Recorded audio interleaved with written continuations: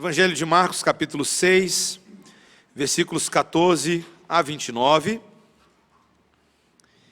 Continuando o estudo, a reflexão e meditação na palavra do Senhor, por meio deste livro em particular. E apenas uma explicação, meus irmãos, há quem pense, quando nós temos pela manhã uma série num livro, por exemplo, do Antigo Testamento, hoje pela manhã ouvimos o reverendo Silvio Biso trazendo uma exposição no Antigo Testamento. E aí, nós agora à noite temos uma exposição no Novo Testamento. E talvez, na sua cabeça, você pense assim, são duas coisas completamente diferentes e dois assuntos totalmente distintos.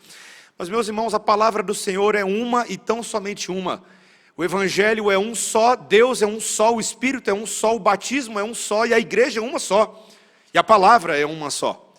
Então é muito importante quando você vai ouvindo a palavra no dia do Senhor, que nós guardamos por força do quarto mandamento da palavra de Deus, que você conecte as coisas que você ouviu pela manhã com as que você ouve de noite. E assim a dieta do Espírito Santo fica completa dentro de nós, quando nós somos capazes de ouvir todas pela boca do único Espírito que fala à igreja, como acabamos de cantar. Então, preste bastante atenção na leitura desses versículos. Marcos 6, versículo 14, diz assim: Chegou isto aos ouvidos do rei Herodes, porque o nome de Jesus já se tornara notório.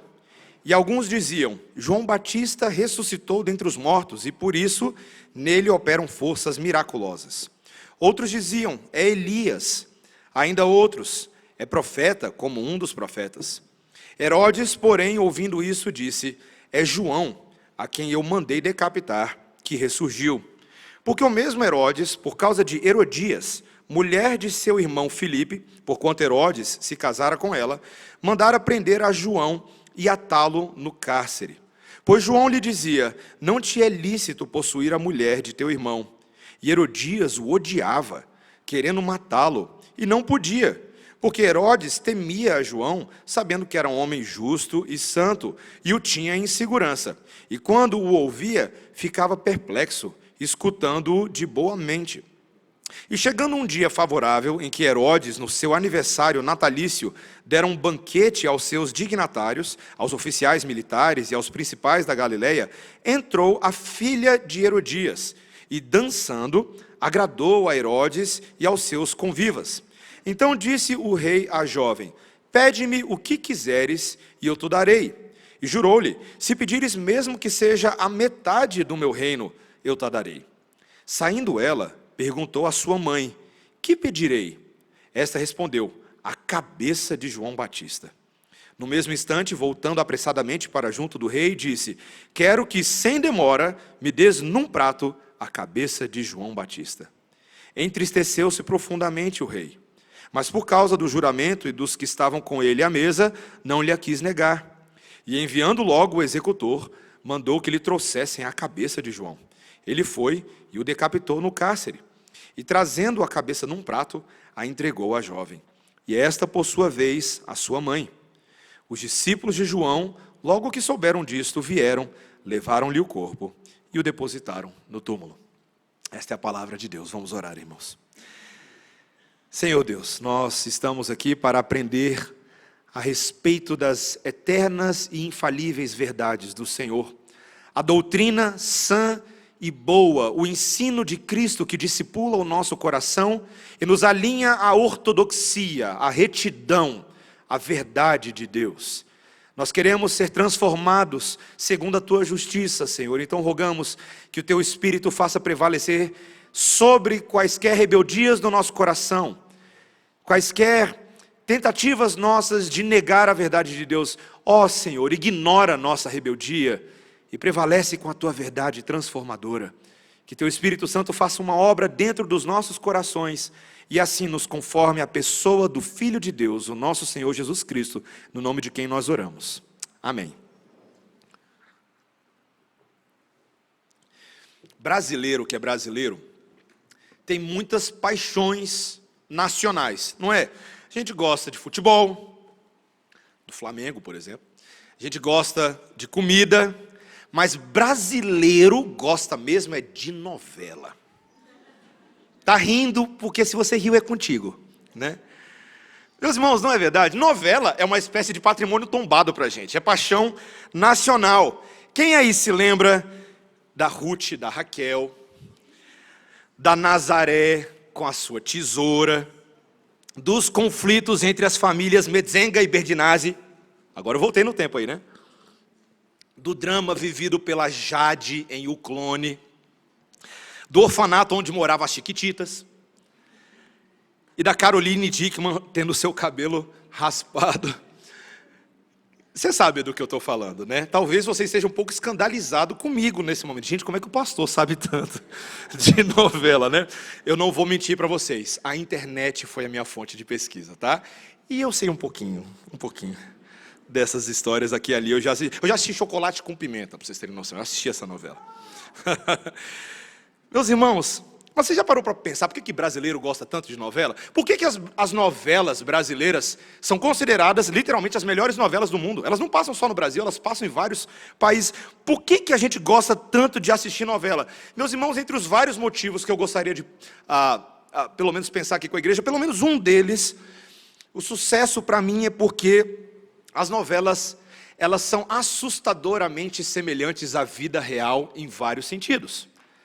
É verdade isso, veja, elas tendem a retratar situações cotidianas presentes na vida de muitas pessoas, entre romances, encontros, desencontros, momentos felizes, momentos tristes, segredos, mistérios, disputas, tramas. O telespectador, de alguma maneira, se vê no meio, ele se enxerga ali, naqueles personagens e naqueles diferentes cenários. As novelas também retratam as aspirações de felicidade que os corações humanos julgam que precisam ter para serem felizes. Então a ideia de final feliz tem esse senso de nós queríamos que as coisas dessem certo conosco, assim como eu quero que aquele personagem também se dê certo tudo para ele. Meus irmãos, a verdade, e aqui me permitam essa brincadeira, esse trocadilho, é que a vida real é bem novelística. A vida real, ela possui um drama que revela a verdade a respeito de nós, e não precisamos da tela para isso. A palavra de Deus vai nos mostrar que existe um drama relacional, que revela os nossos corações, nossos anseios. Nesse mundo de pessoas de carne e osso, existem percepções corretas e muitas incorretas a respeito de Deus, a respeito do sentido da vida, a respeito do sentido da felicidade. Nesse mundo em que você vivemos, tem muito sofrimento, tem muita dificuldade, tem muito vilão. E muitas vezes o vilão não está fora de nós, o vilão está dentro de nós, como a novela favorita mostra. O vilão está dentro do nosso coração, o pecado que tenazmente nos assedia, um sistema mundano de valores, um inimigo que se levanta contra o povo de Deus.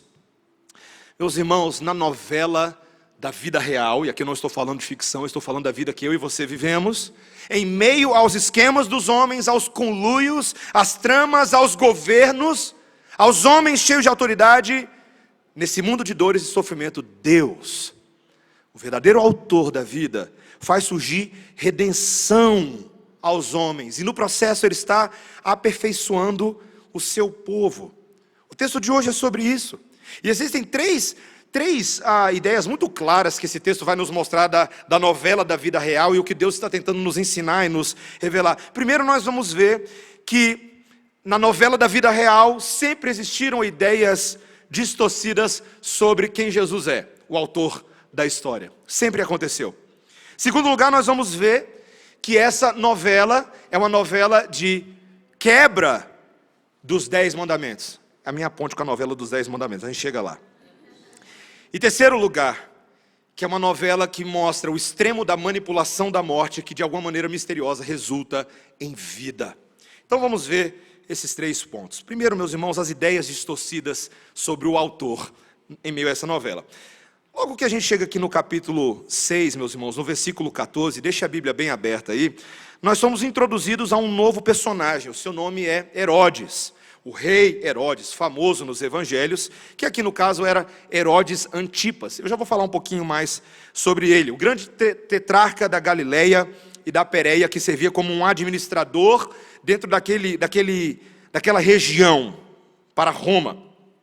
E esse Herodes, assim como as outras pessoas naquele dia, estavam um tanto fascinados com aquilo que se ouvia a respeito desse homem chamado Jesus. Ele, como tantos outros, tinham opiniões diversas sobre o que esse Jesus era de fato. Porque, se você lembrar bem aquilo que o reverendo Silvio Biso pregou para nós algumas semanas atrás, Jesus havia acabado de dar instrução para os seus 12 discípulos, na maneira como eles avançariam o reino, por meio de exorcismos, por meio da pregação do evangelho. Sinais e prodígios eram realizados pela mão de 12 homens comuns e ordinários, que se encontravam sob a batuta desse Jesus, esse carpinteiro, esse homem simples, que estava revolucionando a comunidade. E a notícia corria, todos estavam fascinados. E, meus irmãos, nesse momento uma série de ideias ou de teorias sobre Jesus começaram a se levantar a partir desse versículo 14. Veja, o próprio Herodes aí vai dizer que ele pensava que Jesus era João Batista, uma ressurreição de João Batista. A gente vai ver já já como tinha acontecido a morte de João Batista. Mas outros judeus que estavam familiarizados com o Antigo Testamento, o versículo 14 vai mostrar, que eles pensavam que Jesus era Elias. Veja, se você ler lá em Malaquias capítulo 3, versículos 1 e 2, e capítulo 4, versículos 5 a 6, havia uma expectativa na interpretação desse texto de Malaquias, de que nos últimos dias, dentro do judaísmo, pensava-se que aquele Elias que havia sido arrebatado ao céu, aquele profeta, de alguma maneira ele voltaria, ele retornaria no fim dos tempos, para confirmar a promessa de Deus ao seu povo. Então alguns estavam achando que na verdade Jesus era basicamente Elias. Outros não pensavam que ele era Elias, mas como o texto diz, que ele era um profeta como um dos profetas da antiguidade. Talvez alguém ali, de acordo com o que Moisés havia dito em Deuteronômio 18:15, quando Moisés disse, virá um profeta maior do que eu. Então alguns pensaram que talvez Jesus fosse dessa escola profética, talvez parecido com Isaías, com Jeremias e com tantos outros. Meus irmãos, a verdade é que cada uma das pessoas tentava decidir para si mesma quem era Jesus. Eles não sabiam interpretar. E veja, não é muito diferente do que as pessoas fazem hoje em dia, não é? Me permite escandalizar você logo de cara. Hoje em dia vai ter a versão Jesus bolsonarista, Jesus petista, Jesus lulista, Jesus comunista, Jesus capitalista. É o que as pessoas fazem hoje em dia. É interpretar Jesus segundo a adequação das suas expectativas pessoais. Como as pessoas faziam naquele dia. Será que ele é apenas um professor? Será que ele é um mestre da lei? Será que ele é o mestre do amor e da ética? Meus irmãos, todas as pessoas que entram em contato com Jesus precisam decidir o que de fato ele é. Mas na maioria das vezes as nossas tentativas de definir quem Jesus é, são tentativas nossas para enfraquecer a reivindicação que ele mesmo faz sobre quem ele é. Entendeu a ideia? Meus irmãos, Jesus não aceita nenhuma definição inferior a de ser Deus, Senhor, dono, criador de céus e terra. Essa é a reivindicação dele para com todas as pessoas. Ele não se daria satisfeito que as pessoas o reconhecessem como uma figura importante, uma celebridade. Ele era bem mais do que isso.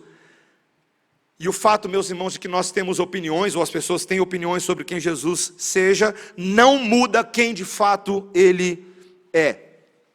Falando sobre missões, nesses dias eu ouvi uma história há um tempo atrás, relativa ao mundo hindu, sobre um brahmane hindu que encontrou-se com um missionário cristão na Índia. E ele tentando fazer uma comparação entre cristianismo e hinduísmo, e ele diz, veja, há muitas coisas que eu vejo de semelhante entre cristianismo e hinduísmo como religião. Mas tem uma coisa que o cristianismo tem que nós não encontramos de forma alguma no hinduísmo. E aí o missionário perguntou, o que é isso? Ele falou, a ideia de que nós não temos um Salvador. E o cristão falou, exatamente, é isso que faz toda a diferença entre a visão cristã de mundo e a visão hindu, e que não tornam a gente nem um pouco semelhante uma à outra. O fato de que o cristianismo reconhece aquilo que muitos outros não reconhecem, a necessidade de um Salvador. Meus irmãos, Jesus não veio para ser um reformador social, Ele não veio para ser um reformador econômico, mas Ele veio para ser um salvador de indivíduos. Um salvador. O próprio Deus veio à terra, não apenas para fazer pequenas mudanças para influenciar as condições adversas aos quais os homens vivem, mas para mudar corações. Só Ele tem condição de fazer isso. Pelo seu senhorio, pelo seu poder, pela sua obra. Charles Spurgeon, uma vez fez uma observação muito penetrante quando ele disse que na Arca de Noé havia muitos quartos, mas apenas uma porta. Jesus é uma porta exclusiva de salvação, e para ser salvo dentro da arca, só é possível entrar pela porta certa, que é Jesus. Não existem várias portas, não existem várias arcas, não existem várias possibilidades, existe apenas um Cristo. E era essa a dificuldade que as pessoas tinham de entender. Se isso era verdade naquele dia que havia confusão, nós não deveríamos pensar diferente nos nossos dias. Meus irmãos, às vezes eu fico tão... Bom, eu já passei por isso antes, mas a gente fica tão constrangido quando as pessoas têm opiniões erradas sobre Jesus, mas isso não deveria nos escandalizar, porque sempre foi assim. Sempre foi assim. No mundo tereis pessoas com opiniões erradas sobre Jesus. Não é um versículo, mas é uma ideia muito verdadeira. E eu e você devemos aceitar isso. E o texto vai começar a mostrar para a gente por que as pessoas têm opiniões tão erradas. Por que na nossa família as pessoas distorcem quem Jesus é? Por que na nossa faculdade as pessoas distorcem quem Jesus é? Por que no mundo político, econômico, social as pessoas distorcem? E é o nosso segundo ponto. É por causa da novela real da quebra dos 10 mandamentos. Veja, meus irmãos, é de fato uma piada aqui. Todo mundo sabe que existe uma certa emissora que tem uma novela sobre os 10 mandamentos. Mas na vida real, a vida que as pessoas vivem é a novela da quebra dos 10 mandamentos. Eu quero chamar a atenção para você, para o versículo 16, a opinião de Herodes sobre Jesus. Olha o que ele diz aí. Herodes, porém, ouvindo isso, disse: este Jesus, né, é João, a quem eu mandei decapitar, que ressurgiu. Veja, meus irmãos, não é só que Herodes pensava que ele era uma ressurreição de João Batista. Tinha um elemento aqui, né? Ele estava envolvido com essa história. Ele mandou decapitar João Batista. Então, o livro de Marcos vai fazer uma pausa aqui para contar para a gente o que foi que aconteceu com João Batista. Eu preciso aqui discordar um pouquinho de alguns comentaristas que acham que os detalhes dessa narrativa não são assim tão importantes para o restante do Evangelho de Marcos. Eu discordo disso profundamente. Qualquer versículo que está escrito na palavra de Deus é absolutamente importante para o entendimento do Evangelho. Mas, meus irmãos, vamos entrar aqui um pouquinho nessa história. Eu vou ajudá-lo a entender. A Palestina, naqueles dias, ela era dividida em 4 territórios. Cada território tinha um governante.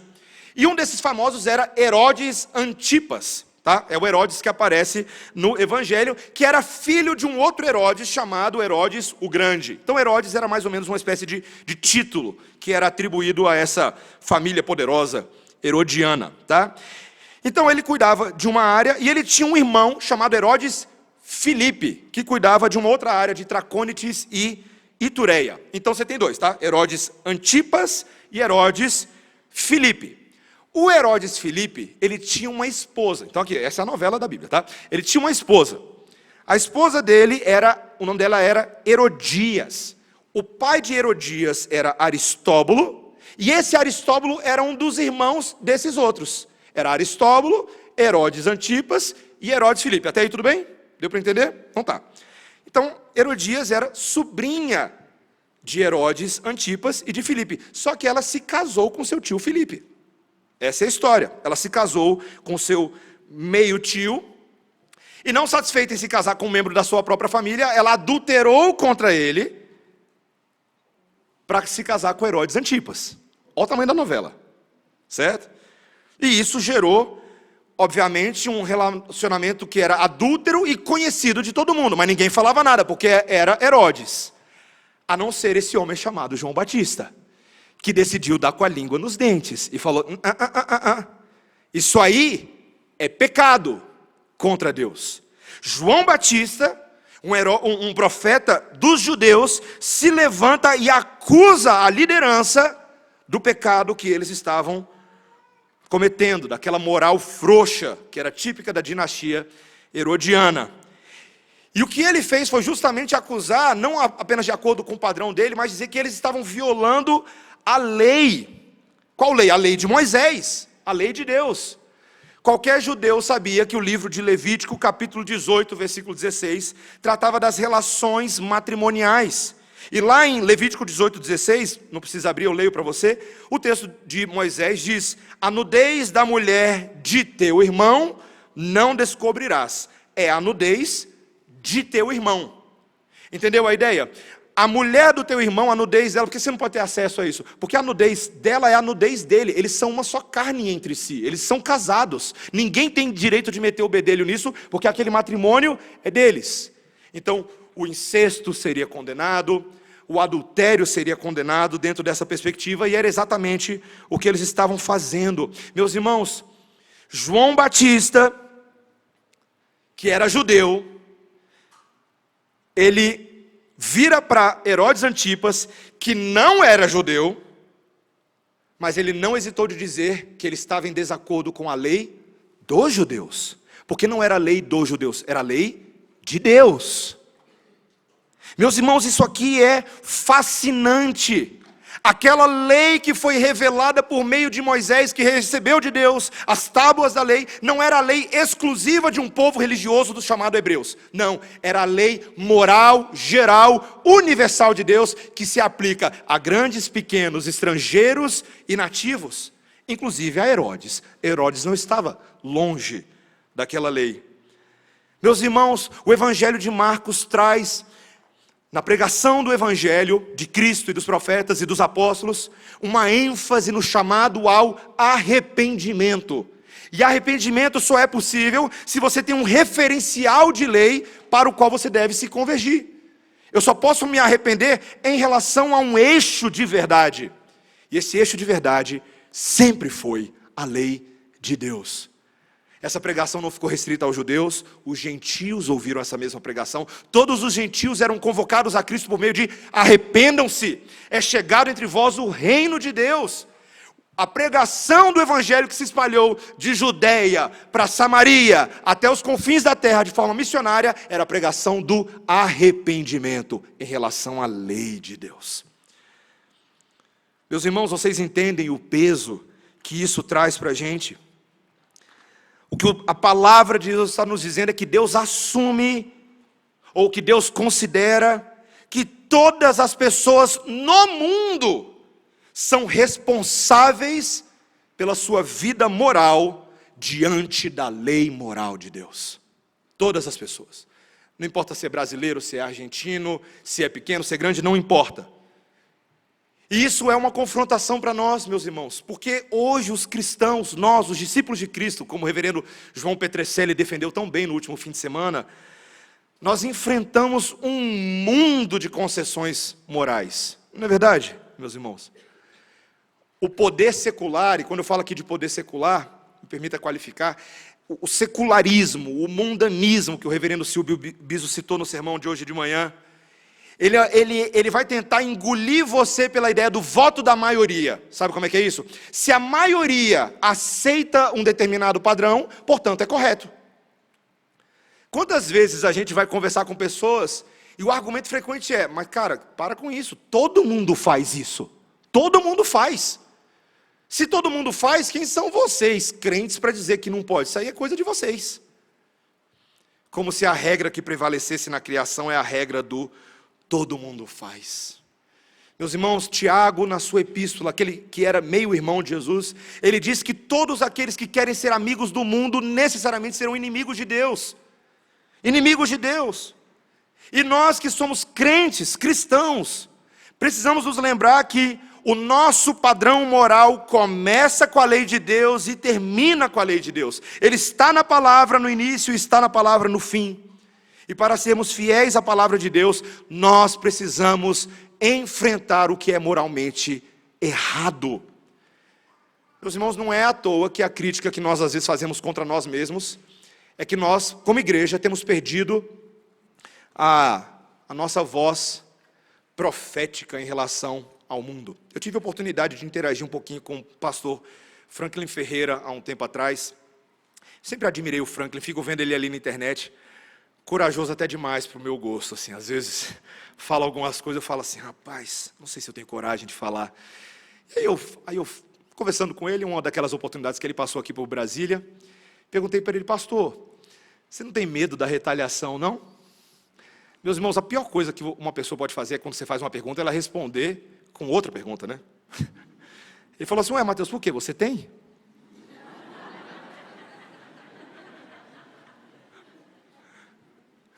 Não é o nosso chamado? Não é exatamente o chamado do crente? Quando Cristo disse, no mundo tereis aflições, que os príncipes se levantariam, que os governantes se levantariam, que os reis se levantariam, que seríamos empurrados para uma cidade, depois empurrados para outra. O Evangelho faz isso, meus irmãos, e nós precisamos ter coragem. Nós não conseguiremos comprar todas as batalhas ao mesmo tempo, mas precisamos comprar algumas, escolher direito as nossas batalhas, e sermos estratégicos na defesa do Evangelho, começar com orações por sabedoria, começar com a compreensão da sã doutrina para sermos capazes de defender o Evangelho perante todo aquele que pede razão da esperança que há dentro de nós.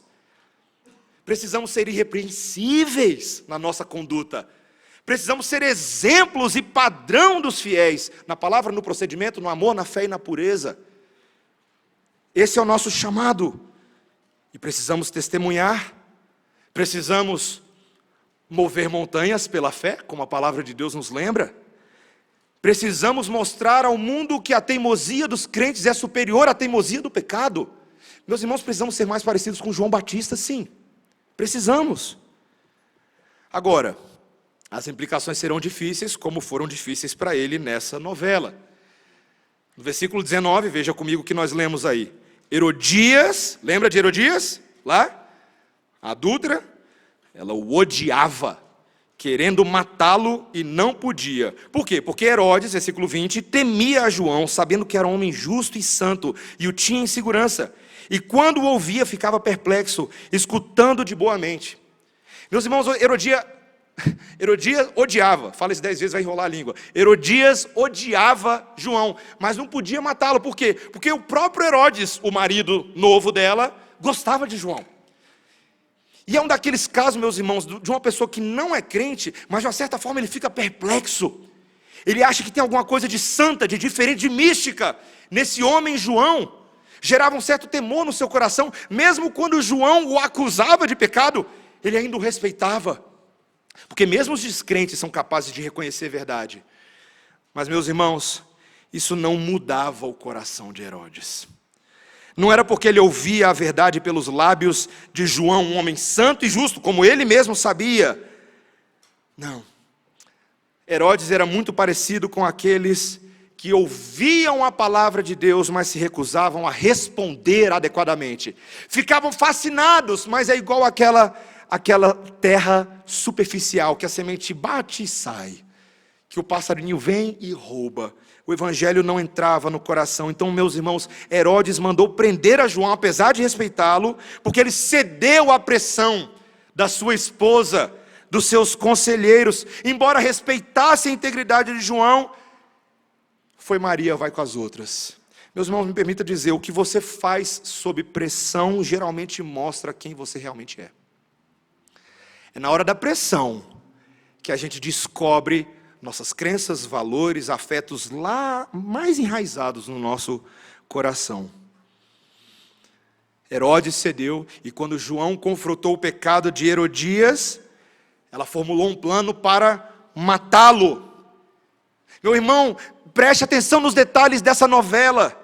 Em vez de tentar livrar-se do seu pecado, que era o que Herodias devia ter feito, né? Você é uma adúltera.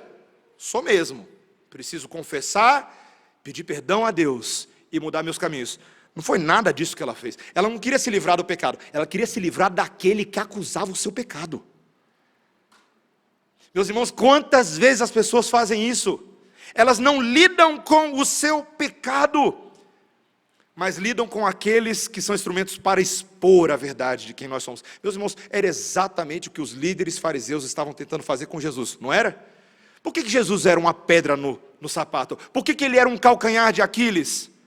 Porque o que ele falava a respeito dos líderes judeus e romanos era verdade. Era verdade. E a tentativa deles era matar a própria verdade. Meus irmãos, é isso que as pessoas fazem quando a lei de Deus expõe seus pecados. Eu quero fazer uma pergunta simples para você, não lá para os outros, para você. Você já ficou com raiva de Deus porque Deus acusa o seu pecado? A gente tende a pensar assim, né? Satanás é o acusador. Mas deixa eu inverter aqui um pouquinho só para mostrar uma coisa para você. A lei de Deus fala a verdade dos nossos pecados. Ela revela o que está dentro de nós. Satanás só confirma lá de fora aquilo que nós já somos aqui dentro. Pecadores. Mas é a lei de Deus que traz isso à tona. Meu irmão, minha irmã, às vezes eu converso com algumas pessoas e falo assim, nossa pastor, é tão difícil fazer devocional, leio a Bíblia, eu tenho muita preguiça. Mas meus irmãos, às vezes não é preguiça que a gente tem não. A gente tem medo. Eu não sei vocês. Várias vezes na minha vida, eu espero confessar o meu pecado para alcançar o seu também. Várias vezes na minha vida, eu não quis ler a Bíblia, eu não quis ouvir a palavra de Deus, eu não quis ouvir a ministração dos sacramentos, porque eu sabia que eram momentos que iriam expor o meu pecado e eu não estava afim. Eu estava com raiva de Deus. Queremos agir como filho pródigo. Ah, não. Lá. Estou fora. As crianças sabem do que eu estou falando. A gente faz isso com Deus. Mas, meus irmãos, aqueles que são chamados para seguir a Cristo, como ouvimos com o reverendo Silvio hoje pela manhã, inevitavelmente tem que lidar com a verdade de Cristo. Hoje nós lemos, Jesus disse, eu sou o caminho e a verdade e a vida. Não é interessante isso? Ele é o caminho a seguir, ele é a verdade que confronta, mas quem a adota vai ter vida. O resultado de andar no caminho da verdade é obter vida e vida abundante. É ouvir do Senhor Jesus Cristo as coisas mais difíceis. E ouvir do mestre falar assim, você quer ir embora? Pode ir embora. Mas no final das contas ser como aqueles discípulos que falaram, Senhor, para onde é que a gente vai? Para onde? Só tu tens as doces palavras de vida eterna. Então a gente prefere ficar com a verdade.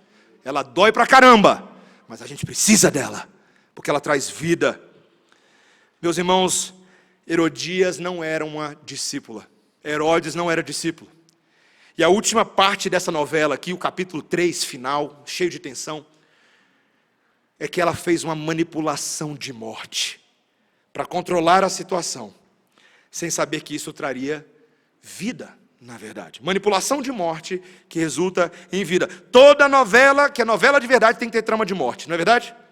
E é o que aconteceu aqui. Quando chega ali no versículo 21 e 22, me permita parafrasear um pouquinho, chegou um dia muito especial na vida de Herodes, dia do aniversário do rei. Parabéns para o rei, certo? E aí então, o que ele fez? Convidou toda a elite da Galileia, os seus chefes militares, a nobreza toda daquela região.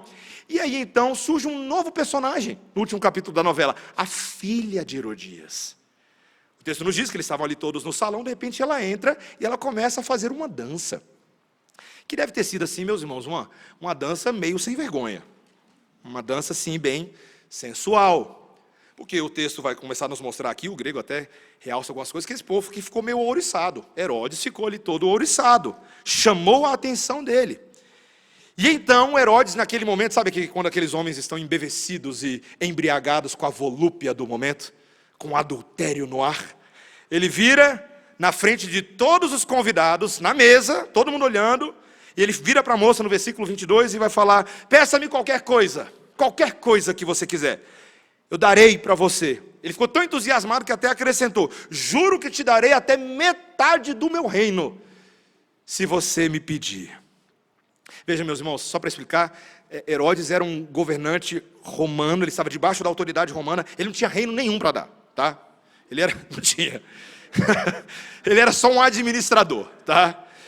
Mas essa era a forma dele de dizer, toda a minha glória partilharei contigo. Tudo que tenho, pelo menos metade, será seu.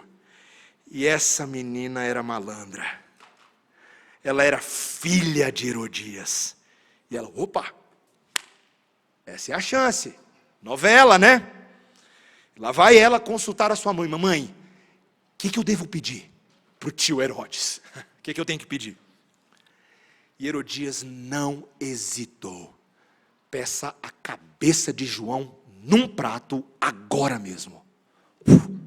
Pense. É difícil pregar isso com as crianças presentes, né? Mas foi exatamente. Ela vai empolgada, ela volta para o rei. Quero a cabeça de João Batista numa bandeja e quero agora. Meus irmãos, de repente o rei pecador percebe as consequências do seu próprio pecado. Até esse homem viu como ele ainda amava João, ele gostava de João. E isso o desapontou profundamente. O texto vai dizer que ele ficou abalado, mas havia feito um juramento na frente de todos os convidados. Ele não podia botar a reputação dele em xeque, não poderia perder o seu prestígio. E acabou cedendo, mais uma vez. Concedendo aos desejos daquela pecadora, ordenou que o carrasco fosse à prisão e trouxesse a cabeça de João. E lá foi. Cortou a cabeça de João, botou numa bandeja e entregou à moça que levou para sua mãe. Meus irmãos, a manipulação de morte, o momento letal. Isso deveria ensinar a gente que quando nós não usamos as nossas palavras com sabedoria, nós ficamos presos aos votos que fazemos. Palavras, meus irmãos, são importantes, tanto para a vida quanto para a morte. Presos às nossas palavras, nós podemos ser levados aos maiores pecados possíveis, como esse homem fez. Sua reputação e autoridade estavam em jogo, por isso, use bem suas palavras. Você percebe, meus irmãos, que tudo que vai acontecendo nessa trama são quebras dos mandamentos de Deus. Pare para pensar. Quebra do 7º mandamento, adultério. Quebra do 6º mandamento, não matarás, foi o que foi feito. Quebra do 5º mandamento, Herodes não se submetia à autoridade divina pela boca de João, que era profeta, não se submetia. Quebra do 9º e do 3º mandamento, o uso da língua, não tomarás o nome do Senhor teu Deus em vão. Não tirarás proveito da reputação do teu próximo, falando mal do teu próximo. Meus irmãos, por causa de cobiça, de furto, de adultério, essa situação virou uma situação desgraçada, uma daquelas novelas sórdidas, pior que Game of Thrones. Já viu os personagens aqui? Profeta destemido, rei vil e perverso, uma mulher vingativa, uma garota sem vergonha e uma morte solitária. E tudo isso que aconteceu para explicar a consciência culpada e a perspectiva distorcida de Herodes em relação a Jesus. Só para isso. O pecado de Herodes manchava seu entendimento sobre o Filho de Deus. Meus irmãos, é por isso que as pessoas no mundo não entendem quem é o Filho de Deus. Suas cobiças, seus desejos de morte, sua ira descontrolada, seu desejo de vingança e reparação, suas línguas venenosas que urdem engano, são tão autocentradas, são tão cheias de justiça, que serão capazes de matar todos aqueles que se opuserem aos seus afetos. Meus irmãos, a gente vê isso o tempo inteiro. Esse mundo é um mundo de assassinos. É assim que as pessoas são. Matarão, se possível, o próprio Filho de Deus. Qualquer um que lê essa história vai falar assim: meu amigo, qual que é o valor dessa novela cruel no meio da Bíblia? Veja, qualquer pessoa lendo aqui falaria: onde estão os poderes do reino de Deus nessa situação? Que desgraça! E veja, você sabia que até o próprio João Batista foi tentado a fazer essa pergunta? Sabia que ele mesmo? Quando ele estava na prisão, ele fez essa pergunta. Ele, profeta, primo de Jesus, estava com dificuldade de entender o porquê de tudo aquilo. Abra comigo a Bíblia rapidamente em Mateus 11, versículo 2. Mateus 11, versículo 2. Em meio à desgraça, o mistério da graça. Mateus 11:2. Olha o que ele diz aí no versículo 2. Quando João ouviu no cárcere falar das obras de Cristo, mandou por seus discípulos perguntar-lhe: és tu aquele que estava para vir, ou havemos de esperar outro? Meus irmãos, o profeta estava na prisão, tentando anunciar o reino de Deus, falando assim: Senhor, deixa eu jogar real aqui com o Senhor. Vai ser isso mesmo? Eu estou aqui preso. O Senhor vai fazer alguma coisa? O Senhor vai trazer esse reino ou não vai? Porque parece que a gente está perdendo esse jogo aqui, Senhor. Provavelmente, meus irmãos, e alguns comentaristas colocam, provavelmente João já sabia que a morte dele estava se aproximando. Ele entendia muito bem qual era a dinâmica que estava em jogo aqui, ele sabia muito bem que queriam a cabeça dele, que a recompensa era alta. Meus irmãos, como é que Jesus decide consolar o seu primo, que estava dentro da prisão? Versículo 4.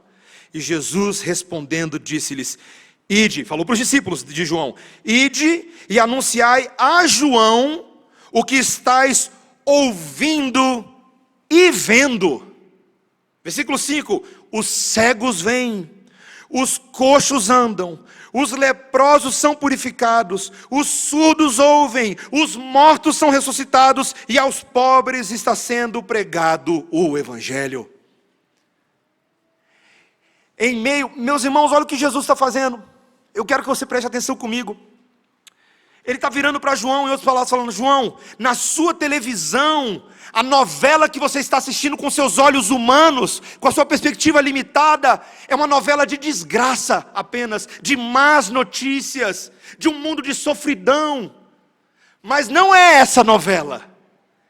Em meio à desgraça, Deus está agindo com sua graça. Quando aos seus olhos, João, tudo parece perdido, aos olhos de Deus nada está perdido. Porque enquanto você está preso, Deus não está preso. Enquanto você está preso, Deus continua trabalhando. Enquanto você está preso, a palavra que você mesmo pregou está frutificando aqui do lado de fora. O Evangelho é imparável. Jesus está falando, meus irmãos, eu acho que tem detalhes, não tem tempo para entrar em tudo. João era profeta, certo? Ele sabia disso. Jesus está usando as palavras dos próprios profetas que anteciparam o que o Messias faria, como por exemplo Isaías 61. E falando: João, o que está acontecendo aqui fora é o que Isaías 740 anos antes disse que eu, o Messias, faria. Os cegos vão ver, os surdos vão ouvir, os coxos vão andar, e aos pobres será anunciado o reino de Deus. As promessas estão se cumprindo. Meus irmãos, essa vida desgraçada aos olhos de João era exatamente as circunstâncias que Deus havia decretado para ilustrar o que aconteceria com o Messias. Nada disso era à toa. A própria prisão de João tinha um propósito para falar o que aconteceria com Jesus. Sabia disso? Veja, se a prisão de João Batista, lembre-se disso, a prisão de João Batista tinha sido o sinal para o início do ministério de Jesus, então a morte de João era o sinal de como esse ministério terminaria. A única forma de você entender o que Deus está fazendo aqui é olhar para a cruz do Calvário. Quando o próprio Jesus voluntariamente se colocou nas mãos dos piores vilões possíveis dessa novela. Dos homens mais cruéis, mais vis, mais autocentrados, como aqueles do Sinédrio, como os romanos. E ele fez isso, meus irmãos, de propósito, porque era necessário que o herói da novela morresse para que nós tivéssemos vida. Meus irmãos, a história aqui termina basicamente dizendo que quando aconteceu a notícia de que João Batista havia morrido, seus discípulos vieram e pegaram o seu corpo e levaram. É o último versículo aí, versículo 29, de Marcos 6, 29, tá? É a última coisa que acontece. Você sabe o que é interessante disso aqui, meus irmãos? É que no mínimo, João Batista teve alguém para levar o corpo dele. Porque no caso de Jesus, nem os discípulos apareceram para pegar o seu corpo. Precisou ser um homem, membro do Sinédrio, chamado José de Arimateia, que esperava o reino de Deus para ir lá, num ato de devoção, e pegar o corpo do Filho de Deus. Meus irmãos, a cruz de Jesus foi um momento trágico nessa novela. Mas não é exatamente esse o mistério? Que naquilo que é aparente fraqueza, na verdade Deus, por meio de Paulo, em 1 Coríntios 1, versículo 14 em diante, ele fala, isso que nos parece fraqueza, na verdade é poder de Deus. É poder de Deus. É nesta fraqueza da cruz que o poder que conduz à salvação conduzirá muitos à vida eterna. A cabeça decepada de João não tinha condições de salvar ninguém, mas os pregos cravados no Filho de Deus poderiam. Pela morte do Filho de Deus, o débito estava sendo sanado. Nós precisávamos estar naquela cruz. Meus irmãos, o Senhor Jesus Cristo estava antecipando o seu próprio ministério. Pela morte, a vida surgiria. E Jesus também estava ensinando que não só a graça do perdão de pecados viria com a morte dele, mas que todos nós que seguimos a Cristo necessariamente precisaríamos lidar com a morte nesse mundo. Meus irmãos, esse é o meu caminho e é o seu. É uma novela que pode envolver morte, e morte em vários sentidos, não só física. Morte das nossas prioridades, morte das nossas preferências, morte das nossas escolhas e anseios de vida. Porque a nossa vida não é nossa, a nossa vida é do Senhor. E o custo que abraçamos é por causa do Senhor. E o apóstolo Paulo via nisso a sua glória. Ele não via isso com olhos terríveis, pesados. Nossa, como Deus é mau. Pelo contrário, como Deus é bom, que me dá a graça de participar dos sofrimentos do Filho de Deus. Abre lá depois, você não precisa fazer isso. Depois você vai ler a introdução de 1 Timóteo e 2 Timóteo, como é que ele escreve para Timóteo. Paulo estava na prisão, mas ele parecia que estava na prisão fazendo uma dancinha da vitória. De verdade, ele fala, eu estou feliz, porque Deus me tem dado a honra de participar dos sofrimentos de Cristo. Paulo na prisão, meus irmãos, ele diz, porque Deus não nos tem dado espírito de covardia, mas espírito de poder, de amor e de moderação. Meus irmãos, vocês creem que Deus não nos tem dado espírito de covardia? Eu te faço essa pergunta. Você crê nisso? Espírito de poder, de amor e de moderação. Para sermos como Cristo, inclusive no sofrimento. Quando você estiver desanimado, você pode se lembrar de uma historinha que eu contei há um tempo atrás. Durante a Grande Depressão nos Estados Unidos, início do século passado, um homem crente havia perdido o seu emprego, esgotou todas as suas economias, perdeu sua casa, como tantos havia perdido seus recursos. Mas esse homem crente em particular, a dor dele foi multiplicada porque ele perdeu a sua esposa.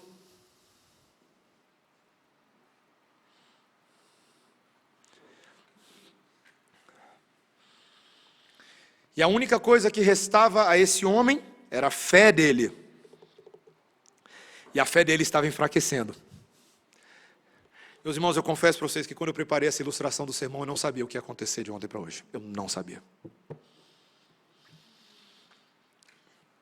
Eu encontrei com o Danilo algumas horinhas atrás, ali no hospital de base. Eu não consigo nem imaginar, meus irmãos, eu não consigo nem imaginar.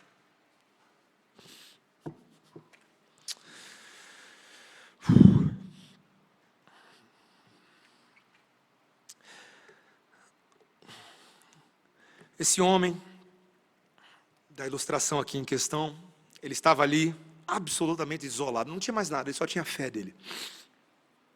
E um dia ele estava vasculhando o bairro dele à procura de trabalho, e quando ele fazia isso, ele olhou e viu alguns homens fazendo o trabalho de alvenaria em um prédio de uma igreja, ali perto de uma calçada, história verídica. E esses homens estavam habilmente ali, trabalhando em umas pedras que tinham um formato triangular, uma rocha com um corte triangular. E aí o homem está vendo aqui, eles cortarem aquela rocha triangular e está olhando para a parede da igreja, falando assim, mas não tem parede, não tem rocha triangular, não tem espaço triangular, é tudo quadrado, retangular. E ele ficou curioso e perguntou para eles, onde é que vocês vão colocar essas pedras aí, em formato de triângulo? Aí o homem que estava trabalhando olhou para ele e apontou lá para o topo do prédio e disse assim, você está vendo ali aquela pequena abertura perto do pináculo? Essa pedra aqui, ela vai para lá. Eu estou moldando ela aqui embaixo para que ela caiba lá em cima. Vou repetir para você. Eu estou moldando aqui embaixo para caber lá em cima. Como pode uma frase tão aleatória ter sido exatamente aquilo que aquele homem precisava ouvir? Meus irmãos, talvez o cara da alvenaria nem sabia, mas aquela frase foi uma pregação ao coração dele. O Espírito imediatamente confirmou no seu coração de que tudo que ele estava passando é porque ele estava sendo moldado aqui embaixo para caber lá em cima. Meus irmãos, na novela da vida real que muitos de nós estão passando nesse momento, inclusive o Danilo e seus filhos e sua família, nós passamos por momentos terrivelmente difíceis de acreditar. Talvez você esteja experimentando alguma tristeza do seu coração agora, passando por alguma doença física dolorosa, alguma coisa que seja conhecida ou uma coisa que ninguém nem sabe, um diagnóstico. Talvez você esteja vivendo uma novela dentro da sua casa, com tios descrentes, primos descrentes, expectativas financeiras, todo mundo só fala de dinheiro. Talvez a novela seja porque no grupo do WhatsApp da sua família ninguém fala de outra coisa senão de eleição, que ainda que seja importante, mas ela não é o que vai salvar o Brasil. Talvez possa ser algo ainda mais excruciante que você não tenha coragem de falar com ninguém. E esses golpes de martelo que Deus está dando estão doendo. Mas, meus irmãos, Deus nos dá golpe de martelos para que sejamos triângulos que caibam aonde a Santíssima Trindade habita. Deus está preparando a gente para uma eternidade. Eu dei um abraço no Danilo hoje. A gente chorou horrores ali no hospital de base. E eu falei para o Danilo o que eu falo para vocês aqui agora e termino o meu sermão com isso. Falei, Danilo, somente um mistério de Cristo para explicar por que ele decidiu levar a sua esposa. Mas uma coisa eu sei, Danilo. A Ju, tão amada como ela é, ela viveu todos os dias na terra exatamente segundo a contagem dos dias no livro da vida. Ela não foi cedo demais, nem tarde de menos, ela foi no tempo que Deus decretou para a vida dela aqui na terra. E nesse momento, tendo cumprido a sua jornada celestial, ela está na presença de Deus, aguardando as pedrinhas aqui de baixo para caber lá em cima. Nós estamos tristes aqui, ela não está triste não, ela não está triste de jeito nenhum. A visão beatífica daquele que vê o Cristo, que vê o Pai, que vê o Espírito, não tem nenhuma dificuldade. Mantenhamos a nossa fé nessa novela da vida real, meus irmãos. Nossa fé é real, é concreta. Quem é descrente está vendo dois bobões chorando na porta do hospital como se estivessem desesperados. Eu e Danilo, após aquele choro do coração, abrimos um sorriso largo um para o outro e falamos, como é possível ter alegria no meio da tristeza? É o Espírito Santo de Deus, que nos fortalece, que nos faz aguardar o reencontro com Cristo, com a Ju, com Oswaldo Casaleiro, com todos aqueles que morreram em Cristo sem ver a concretização das promessas aqui, mas estão agora lá, na presença do arquiteto celestial, gozando de eternidade na presença dele. Quem é crente sabe do que eu estou falando. Quem é crente pode ser personagem dessa novela e tudo vai dar certo. Porque aquele que nos salvou é poderoso para guardar o nosso depósito até o dia de Cristo. Amém? Vamos orar, meus irmãos. Senhor Deus, ó Senhor Deus, o Espírito pela palavra, pela história de João Batista, pela história de Cristo, Ele nos convida à fé verdadeira. São dificuldades que podem até ameaçar a nossa vida, mas não são capazes de nos derrubar, por incrível que pareça. Porque são aflições de cunho temporário, pois a glória de Cristo está chegando para cada um de nós. Os golpes do Espírito podem ser duros, Senhor, no nosso homem exterior, mas o nosso homem interior se renova de fé em fé, de dia em dia, segundo a glória do Cristo vivo e ressurreto.